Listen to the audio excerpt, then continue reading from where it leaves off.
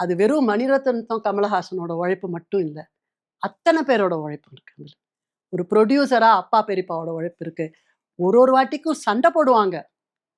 But they did it. 25 lakhs அந்த 87ல நீங்க 25 lakhsக்கு ஒரு செட்டு போடணும்னா இப்ப யார் போடுறாங்க?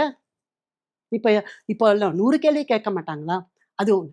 அது மாதிரி செட்டு போட்டாங்க. அது கிட்டத்தட்ட என்ன ஆயிடுது, அப்புறம் க்ரௌட் சீன், இந்த கடைசி சீன், நீ நல்லவரா கெட்டவரா க்ரௌட் சீன் வந்து அத்தனை க்ரௌட் சீனுக்கும் 1000 பேர் கேட்டார் அவர். 1000 பேருக்கு நீங்க ஒரு கல்யாணம் மாதிரி. நீங்க அந்த 1000 பேருக்கும் நீங்க வீட்டுக்கு எடுத்துன்னு ஷூட்டிங்க்கு எடுத்துன்னு வந்தீங்கன்னா, அந்த 1000 பேருக்கும் ட்ரெஸ் குடுக்கணும், சாப்பாடு போடணும், அவங்கள நிக்க வச்சு கரெக்டான நிக்க வச்சு எடுக்கணும், அந்த க்ரௌட காமிக்கணும். அதனால எக்கச்சக்கமா ஆயிடுது. 1 கோடிக்கு மேல போயிடுது. படம் ஆல்சோ காட் சென்சார்லயும் மாட்டின்னுடுது.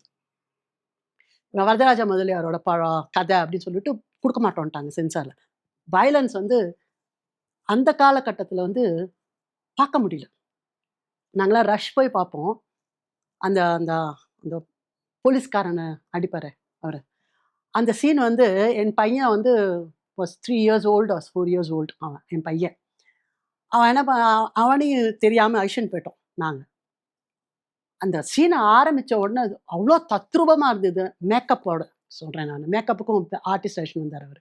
அவ்வளோ தத்ரூபமா இருந்தது.